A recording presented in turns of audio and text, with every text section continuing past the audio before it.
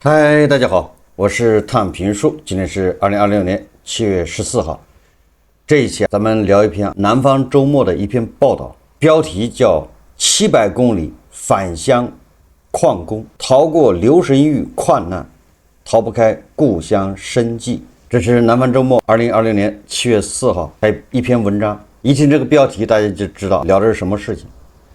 實際上是前不久在山西留神峪發生的礦難。那麼有這麼一群人，他逃過了留神峪的災難，但是逃脱不了生活，這個叫所迫，逃脱不了生計。我們看看這個南方周末他是怎麼說的。2020年5月22號晚上，山西省沁源縣通州集團留神峪煤礦發生瓦斯爆炸，82人遇難。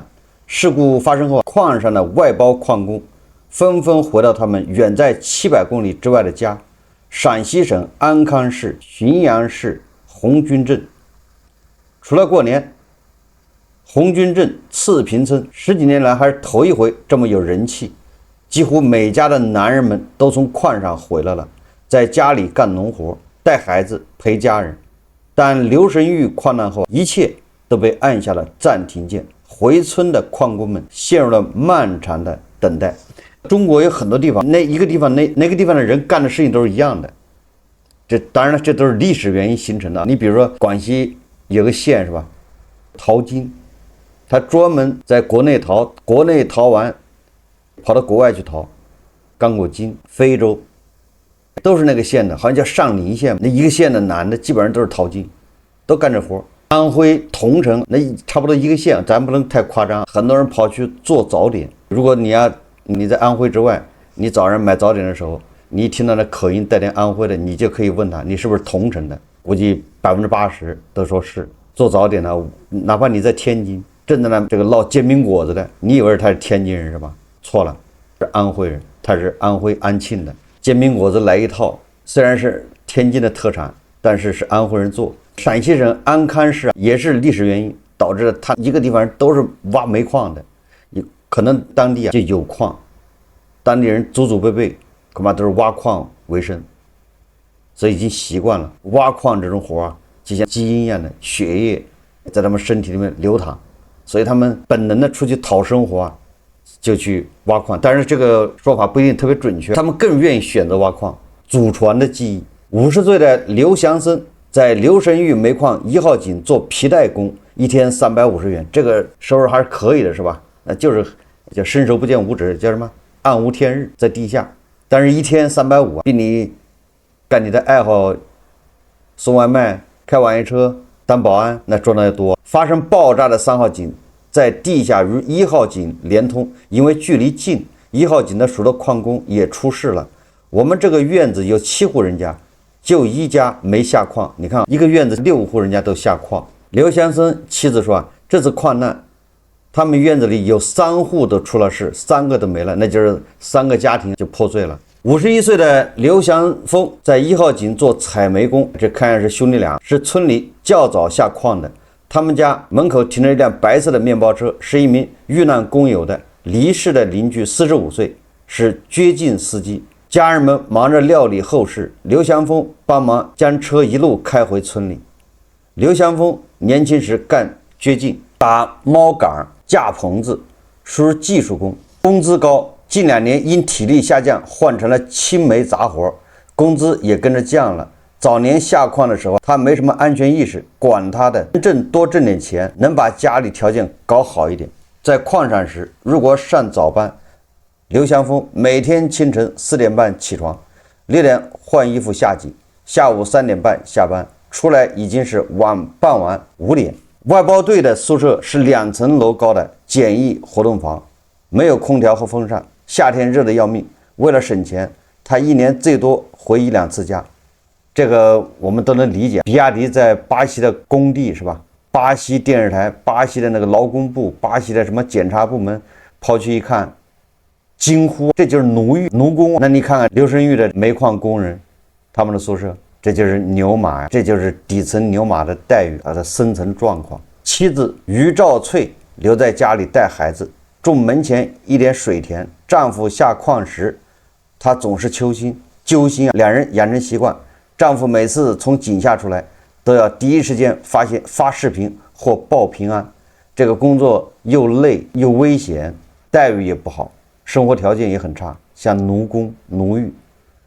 但是就那也比网国散人要好，人家是光明正大挣錢，不像网国散人那是搬運偷盗，那是小偷。人家就是這麼難，人家也沒有去搬運去偷人東西。网國散人不覺得丟人嗎？劉祥峰有3个孩子要養活，大女兒讀大專，二女兒如小兒子上高中，正是需要用錢的時候。雖然常年不在家，但他對孩子們情況十分了解。他要多賺些錢，讓孩子們繼續讀書。從次平前往留神峪，需要先乘鄉鎮巴士，在盤山路上晃悠2個小時到浔陽市市區。這個浔陽市是不是？我記得有一年國慶節，小兩口子夫妻倆都是在西安當老師，完了之後，國慶節舉辦婚禮的時候鬧掰了，是吧？那新娘據說不下車，讓新郎一怒之下墜江。我有印象，好像是這個浔陽。再乘火車去山西長治，中轉後火車要坐12個小時，到達後再乘換大巴坐3小時才能到沁源。你說從陝西到山西居然這要坐1天，這2個可是鄰省，對不對？到那裡打工都是自己掏錢，路費老板都不管。紅軍鎮的河邊立着飲用水水源1級保護區的綠色標牌，禁止從事農牧活動，禁止新建擴建相關建設項目。對於次平人來說啊，這意味着他們很難在當地找到合適的工作。村裡不允許建工廠，也不能發展養殖業，工廠的薪水不夠養家，只有煤礦掙錢可觀，又不需要技術，成了村民們謀生的第一選擇。想掙那麼高工資，就要接受高風險，都是為了生活。一位不願具名的村民說，也就是他們習慣了，他們已經認命了，他們覺得一天拿300多，那就承擔這個生命的風險，居然已經接受這種。留在村裡的村幹部1個月工資才2200元，搞建築累死累活1個月就6000元，而下煤礦的人月工資都不低於1萬元。我估計這個網國散人搬運恐怕比這還多吧。有沒有生命危險？只是挨罵，不能拿他怎麼樣，只要臉皮厚，是不是？2024年統計年鑑顯示，浔陽市戶籍人口43萬人，常住人口34.5萬人，意味着大量人口外出務工。安康是傳統的農業城市，山地面積約佔全市總面積的93%。隨着退耕還林、秦嶺生態環保等政策實施，出現大量閒置農村勞動力。為提高家庭收入，勞動者常選擇外出務工，從事採礦業、建築業等行業。這一模式至少可以追溯到30餘年前，1976年出生的紫陽縣礦工老孫記得。你看看歷史原因了。紫陽縣1990年，同鄉們就一波波湧向了山西，老家下煤礦的太多了，家裡人也默認了這個工作，畢竟要生存。38歲的蘭皋縣人吳江，2007年跟親戚們下了礦，鐵礦、金礦、鉛鋅礦、銀石礦基本都幹過，幹的最多的還是煤礦。煤礦管理越來越嚴格，現在進礦需要開無罪、無犯罪證明。那現在那要這樣，網國散人想去挖礦夠嗆，要開無犯罪證明，網國散人能開出來嗎？這搬運實際上也是犯罪啊！不管去哪裡的煤礦，吳江總是跟着外包隊幹。外包隊屬於個人老闆組織的隊伍，掛靠在某一公司，承包煤礦的掘進巷道。外包隊的工人沒有五險一金和福利，工人多勞多得，拼了命的幹。但工人靠的是一張潛在的人脈關係網，你要是自己去礦上找工作，根本找不到。一名次平當地人說啊，礦上不相信你個人，怕你是來搞事的。哦，這玩意對吧？還得嚴防死守啊，怕敵對分子破壞。這熟人介紹，你自己貿然去了一個煤礦，你說我來找工作，不好意思，沒有。進外包隊一般通過熟人和同鄉介紹，包工頭被工人們稱作老闆，手裡有工程的和礦房的人脈關係，工人跟着老闆才能有活幹，有錢掙。這就跟建築工地一樣，包工頭下礦也是包工頭，包括劉祥森與劉祥峰在內。次平的很多人都在留神峪煤礦同一支外包隊裡，這支外包隊從包工頭到主管、隊長等管理人員皆是同鄉。最常被外包工提起的两個名字是包工頭劉平與王成儉。王成儉係陝西一個工程勞務公司的法定代表人。你看自己還有一個這個叫什麼？就是勞動中介、勞務公司，勞務公司自己就是包工頭，你說服不服吧？劉平與王成儉在2022年前後開始合夥，招募同鄉去山西煤礦做外包工。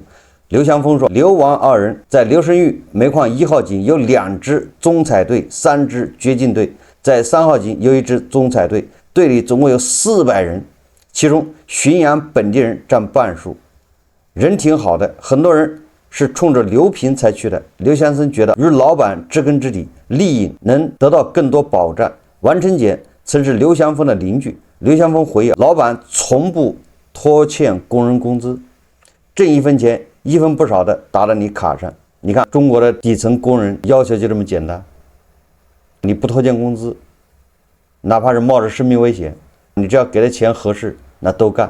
這就是所謂的叫什麼人礦紅利，礦去挖礦都是礦，礦工本人也是礦。做包工頭需要交得起押金，外包隊進入礦區要交押金，金額在數十萬元至上百萬元不等，這筆支出需要包工頭來出。雖然國家規定煤礦必須為工人繳納保險，但外包工們大多在暗面工作。暗面什麼意思啊？在陽光照不到的地方，我說通俗點，大家比較容易理解，法律管不到的地方，不叫法律，叫規章制度管不到的地方，那叫暗面，不在那一切報表統計數字裡面，他們像幽靈一樣的不存在，實際上他們在幹活。劉先生說，此前礦上每月只為工人們買意外險，自2020年1月起才新增了失業保險，上頭查得嚴，不買不行的。在劉神峪煤礦，僅劉祥峰所在的外包隊承包的6個工作面中，只有1個是明面，其餘全是游離在監管外的暗面。他說自己如被要求下暗面，也會聽從安排，只要你讓我幹，我就幹。千言萬語化為一句話，就是給錢就行。包工頭們不下礦，他們安排信任的同鄉做主管和隊長。目前葉主管如何隊長仍被留在沁源配合事故調查。何隊長的兒子說，村裡有70-80%的人都在煤礦務工。他之前在本地做門窗，後來廠子倒閉了。2020年到沁源投奔父親，在地面做下材料的活，一天能掙200-300元，比井下少很多，但安全的多。你看，又是一个倒閉的這個小廠的這廠長沒活幹，人家去送外賣開玩笑車，他去到礦區礦井幹活。年紀漸長的頂梁柱們大多還想要繼續下礦賺錢，但因有塵肺病，不得不留在村裡休養。摩的師傅祝德宏自己就是其中之一。早年間在金礦幹了10多年，粉塵吸進肺裡，現在一幹重活就喘。就我們這個組得塵肺病的都有7個了，他因此不讓兒子下礦。我記得有一個演員是吧，他專門接濟這種塵肺病病人。塵肺病病人好像需要呼吸機是吧？還有什麼反正輔助呼吸的那設備，就是嚴重的時候他們呼吸的困難。塵肺病人那簡直是肺的功能失去了70-80%，你想想都可怕。這是真正的拿身體換錢，換了錢之後拿錢去買藥保命，惡性循環。因為過不了體檢關，祝德宏近10年都沒有出去打工，只能在村裡跑摩的送貨，收入肯定比下礦少多了。在家待1年賺的錢，在礦上只要1個月就能掙回來，也就是他在家待1年頂多能掙個1萬塊。開摩的幫人送貨，1年收入在礦上1個月。公益組織負責人徐雪梅稱，在整個安康地區，浔陽市紅軍鎮、平利縣的廣佛鎮職業性塵肺病的最為典型。2012年至2022年間，安康市累計報告職業性塵肺病1208例。因外出務工人員未建立有效勞動關係，出現了大批無責任主體的塵肺病患者。祝德宏說，外包隊裡絕大多數塵肺病病人得不到賠償，因為他們沒有勞動合同和職業健康檔案，無法證明病是在礦上得的。最關鍵的還是缺少職業病診斷證明，很多人還是只能用農村醫保，這點錢不夠。祝德宏去年在醫院洗過一次肺，政府補貼了幾千元，自己掏了4000多元，但感覺效果有限。唯一能阻止尘肺病病程發展的辦法是不再吸入肺尘、粉尘，也就是不再下礦。同行熟人代替拍胸片，或者找關係讓體檢站通融一下，是尘肺病矿工應付體檢的常用办法。也就是这個人明明已經有尘肺病了，你要不下礦，不再進入那種環境，他應該問題不大，不會進一步惡化。但是這些人明明已經有尘肺病了，他還要下礦去幹活，這叫生活所迫啊！真的是，這要跟亡國散人比起來，那這亡國散人不就是個畜生嗎？盜竊別人的成果啊，搬運，他還去賣錢，搬了1200多個。那你缺錢，你去下礦，一個月掙個1萬多。這些礦工都已經這麼難了，也沒有想着去盜竊、去偷、去搬運。很多人想過換個行當謀生，但改行並不容易。老僧幹了32年的煤礦，中間嘗試過幹建築、進磚廠，都做不來，沒試試搬運，但是人家不願意，對吧？是知道这是犯法。吳江在這10幾年間嘗試進過3次工廠，去過紙盒廠、電子廠，學過絲網印刷，但工資太低，學技術周期太長，堅持不到1年，他又回到了山西煤礦。一旦進了煤礦，適應了煤礦的工資，想改行挺難。礦難已經過去1個多月了，遇難的鄰居已經安葬，遺屬們收到了賠償。事故發生後，通州集團停產整頓，外包隊解散了原有的工作群，給每人發了500元路費回家。此後，工人們自發重新建了一個群，群友們關心着自己被拖欠的工資何去何從。劉祥森在6月下旬收到了拖欠的2個月工資，但已經在家待了1個月，手停口停。什麼意思啊？手停下來就沒有收入了。你也別指着什麼生活保障、最低工資，對吧？什麼失業保險，那些都是宣傳。你這些農民、這些礦工，你一回家你就沒收入。萬一家裡有大的開支，就只能問親戚借。劉祥峰也還在村裡，他想着要賺錢還得下礦，原先的礦上出了事，一時半會兒也開不了。這幾日他心裡喜憂參半，二女兒的高考成績出了500多分，能上2本。哇，你想想吧，這就是拿生命換來的血汗錢，去上個2本，這2本4年下來，我不知道多少錢，我估計這怎麼着得15萬要吧，一個月1年3萬4萬的，3萬那得要12萬，一年不吃不喝啊，拿命換來的。問題是2本上完了之後，他就得幹他愛好的事情，特長不是送外賣就是開網約車。女孩子還下不了井，有沒有聽說過這個礦工裡面是沒有女的，女的不能下井。這個礦井我是下過的，很多网友知道，我以前說過，我知道礦井是不讓女的下的。當時我們應該是3個人去考察，2個男的，1個女的。那個煤礦的那不是煤礦啊，是多金屬礦，老板安排有人專門陪着那個女同事，他們從外面走山爬山，因為我們要從這個洞口下去，在山洞裡面，在那個礦井很長，走1個多小時，從那個出口出來。他們都是從山上繞到那邊出口出來。我就問為啥不讓他一起？他說我們礦上有規定，挖礦的不是國家規定，就是他們挖礦的規定。他們相信女的是不能下礦，女的一下礦那必然要出事。理由是啥？理由說女人陰氣重，那礦裡面本来就陰氣重。當然了，這反正这是封建迷信。新中國建立以後，也有很多女礦工。劉祥峰二女兒考了500多分，能上2本，怎麼說呢？也是好事，總比考不上要強。但是他手頭的餘錢只夠女兒大學第1學期的開銷，剩下的還得再想辦法。第1學期就是下半年唄，這下半年錢一付，那你明年，所以他得出去找錢，這就是生活所迫，為了生計。劉祥峰到處托熟人問招不招工，問了銅廠、木材廠都沒有位置。最近唯一的工作機會就是去外地撿土豆，一袋賺1塊多，明白了吧？聽懂了吧？有很多網友總是說河南的人，那老太太為什麼在地裡撿土豆，撿掉的那黃豆，撿的玉米？你想想，你撿一袋子才1塊錢給你，但這活要每天弓着腰，他常年在礦洞裡，腰椎不好，堅持不了。劉祥峰有些茫然，不知道咋辦，除了下礦，其他活都不會幹。這個劉祥峰，我就覺得他主要問題是他沒有愛好，你哪怕愛好送外賣，愛好開网約車都可以，你没有一個愛好怎麼行？咱們官媒《環球時報》都說了，沒有愛好，那你就融不進廣大的送外賣的這個行業，網約車大軍你就融不進。你沒有愛好，你首先你得愛好送外賣，你才能去送外賣。這就是南方周末的他的一個報道，他主要寫的是流神域煤礦出事了，煤礦在整頓，全國的煤礦都要整頓，对不对？嚴查那是當然是有必要的，但是鏡子的這一面，那是大量的這些礦工，他的生計又沒了着落，他們不知道明天該幹嘛。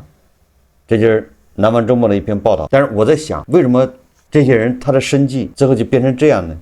只能是拿命去換，或者是拿這種這叫搏命。為什麼會走到這一步？你說各種礦，全球到處都是，日益沒落的美西方，他們的煤礦他也採礦，對不對？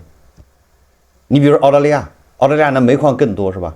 也就是說，包括俄羅斯的煤礦也很多。那他們有這麼危險嗎？对吧？我就看一下西方的，以美国、澳洲為例，這兩國的煤礦安全率極高，100萬噸死亡率長期接近於0，就是你採100萬噸，死亡率接近於0。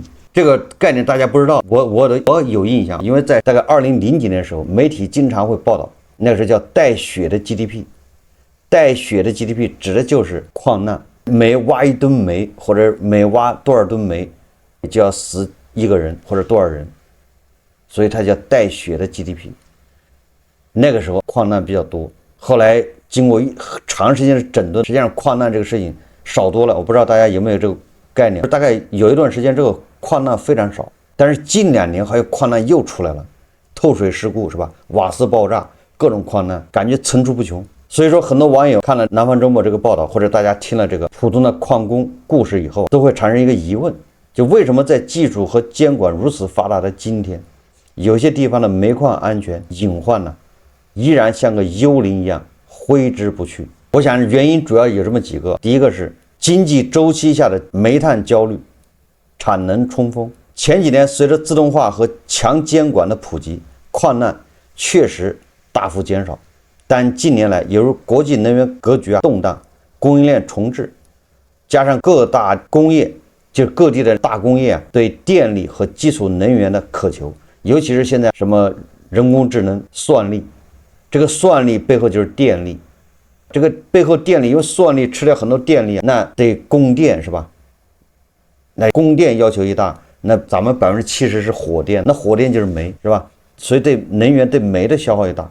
那現在很多煤根本就不愁銷路，所以煤炭的這種作用，尤其是作為基礎能源的這種地位，就被再次放大，重要性就來了。那只要它重要性一來，它價格就會上去，對不對？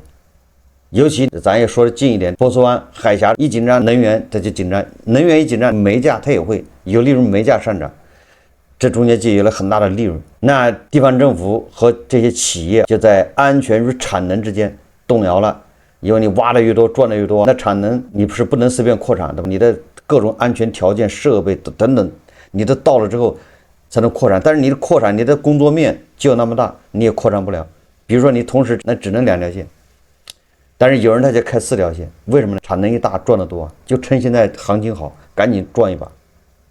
網國散人就趁現在我沒時間，得趕緊搬，他以為可以搬一輩子，所以這些很多企業，不光是民營企業，很多國企煤礦它也是這樣，對安全這塊它就退而求其次了。原本嚴苛的安全紅線，在巨大的經濟利益和保供壓力面前被悄悄的抹去。第二個，剛才文章也介紹了，層層轉包，暗面實際上就是監管的盲區。隨着這個經濟利益越大，監管的盲區就越大。它的合法的監管的線只有2條，開採面上，實際上它的暗線有4條。那你也就是它，我記得流神域煤礦它是一半，監管面是2條，暗線也是2條，1比1。那這個暗面它怎麼管理？它的管理就是層層轉包。實際上它明面它也是層層轉包，所謂的外包制度。正規大型煤礦有極嚴格的安全系統，就是明面監管肯定很嚴，但是為了降低人工成本，規避工商責任，他們將大量的掘進採煤工作外包給私人性質的外包隊。那外包隊呢，肯定是多勞多得，工頭為了利潤催進度，工人為了高工資自願冒險。這個工人就是這樣，他習慣了，慢慢的他對安全這個無所謂了。死了就死了，窮都不怕，还怕死嗎？就這種心態。印度也有很多煤礦啊，那印度的煤礦問題，那跟它的體制有很大關係。在印度的一些主要煤礦，如賈坎德邦，比如地方政府如核心產業，也是盤根錯節的利益綁定。這個賈坎德邦也是印度的產煤大邦，地方往往為了維持財政收入和就業，對非法採煤和違規轉包睜一隻眼閉一隻眼。執法者的選擇性實名，在印度的官僚體制下，中央的安全生產法規極其嚴厲，但到了基層執行層面，監管權力被尋租化，權力尋租化。檢察員的到來往往變成了外包商花錢消災的例行公事，法規停留在紙面上，導致底層礦工長期暴露在制度性風險中。這是印度。再看看這個萬惡的日益沒落的美西方，剛才已經說了，美國、澳洲產煤那量是很大的，但是這兩國的煤礦安全100萬噸死亡率是接近於零，而且這個接近於零是長期，不是說這2個月。當然了，美國和澳大利亞的煤礦跟咱們也不太一樣，因為他們是露天煤礦更多，这就是老天赏饭。咱們很多都是地下，深入地下800米，是吧？井下作業比較多，所以瓦斯爆炸、尘肺病一大堆的。最主要的是什麼？是這些日益沒落的、這些落後的美西方，他們還有一個叫獨立的工會制度。他們獨立的工會制度實際上就是美國社會沒落的原因，因為它是美國和澳大利亞這些美西方社會前進的這個絆腳石。因為他動不動就組織工人罷工啊，他動不動就組織工人跟當地政府談判，動不動就組織工人跟這個資方談判。那你說一個國家能發展得了嗎？所以說美西方為什麼沒落啊？因為他老是談判，這些工人翻天了還，本來是底層牛馬，他們還借工會跟這個資方較勁，你在這個國家肯定是走下坡路，好不了。一旦發生安全隱患，你說美國多落後？在美國一旦發生安全隱患，你不要說死90多個人，什麼100多個人，你就死2個人好了，工會有權直接叫停整個礦井，企業面臨的法律訴訟和賠償成本高到足以讓其破產。那你說對吧？像印度一次死100多個的，印度國家還破產了，也這麼高，那怎麼發展？所以說美西方都走下坡路，它是有原因的。所以说媒體報道美國都是焦慮籠罩着美國，但是印度整個國家都洋溢在樂觀積極向上的氛圍中，就是不一樣。你美國動不動就把人告破產，那行？那我們看俄羅斯，俄羅斯作為大哥，但是它也是老牌能源大國，這個大家都知道。俄羅斯也有很多煤礦，說這個在2010年以前，俄羅斯由於設備老化和管理混亂，也曾頻繁發生瓦斯爆炸等惡性礦難，如庫茲巴斯礦區。但近年來，俄國通過強制推行井下自動化綜合採煤系統，減少一線人員留存，傷亡率有所下降。也就是連俄羅斯人家傷亡率都在下降，惡性事件在減少。